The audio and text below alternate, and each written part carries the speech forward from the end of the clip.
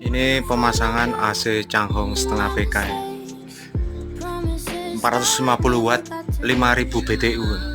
Nih, ada displaynya bisa dihidupin, bisa dimatiin nih.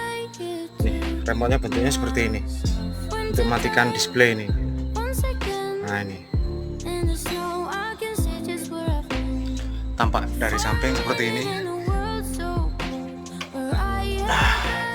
2,5 kali 3.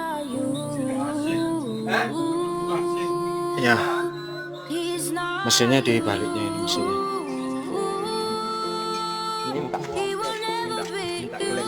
Ya, nah mesinnya seperti ini.